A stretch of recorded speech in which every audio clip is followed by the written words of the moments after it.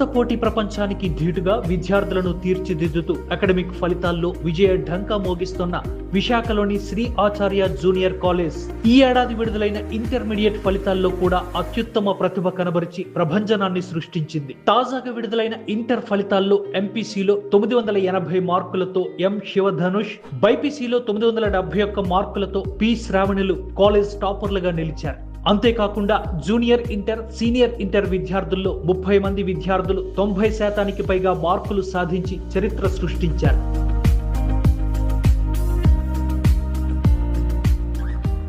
ఈ సందర్భంగా విశాఖలోని Siripuram VIP road tycoon restaurant ఎదురుగా ఉన్న శ్రీ ఆచార్య జూనియర్ కాలేజ్ క్యాంపస్ లో బాణాసంచా పేల్చి సంబరాలు జరిపారు.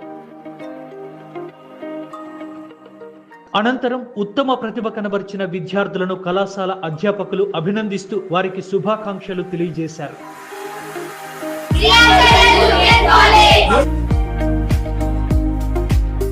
ఈ ఇయర్ అయితే మాకు ఫలితాలు ఇంతవరకు చేస్తున్న ఫలితాల్లో పోల్చుకుంటే ఈ ఇయర్ చాలా బాగా వచ్చాయండి.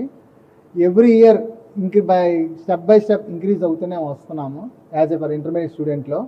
స్టార్టింగ్లో ఈ కాలేజ్ కరోనా టైంలో జాయిన్ చేసినప్పుడు చాలా లిమిటెడ్ స్ట్రెంత్తో ఒక 50 మెంబర్స్తో స్టార్ట్ చేసిన ఈ కాలేజ్ 2000 సార్ ఈ క్యాంపస్ ఈ బిల్డింగ్లో. అప్పుడు కరోనా వల్ల చాలా లిమిటెడ్ స్ట్రెంత్లో 50తో స్టార్ట్ అయిన మా క్యాంపస్ ఈరోజు 300 అబవ్ దగ్గర ఉన్నారు sir. So every year toppers 1 by 1 increase చేసుకుంటూ ఈ ఇయర్ కూడా అద్భుతమైన ఫలితాలు సాధించాము. Both seniors and juniors, MPC and BiPC. ఈ సీనియర్స్ ఇంటర్లోని ఎంపీసీలోని ధనుష్ అనే మా స్టూడెంట్ 980 మార్క్స్ వచ్చాయి సార్. ప్రస్తుతానికి ఈ కాలేజీలో ఇంతవరకు ఉన్న హైయెస్ట్ మార్క్స్ తినదే sir. I would be very much proud and very much honored for this position, and I would mostly like to thank all the faculty who had supported me and the director madam who had very much faith in me, and all my family members who had supported me. I would be very much honored for this. That's it.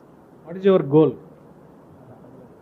My goal is to get any government job so that I would help all the people as much as I can. College join అయినప్పుడు ఎలా అనిపించింది? ఇప్పుడు టాపర్గా నిలవటం ఏ విధంగా?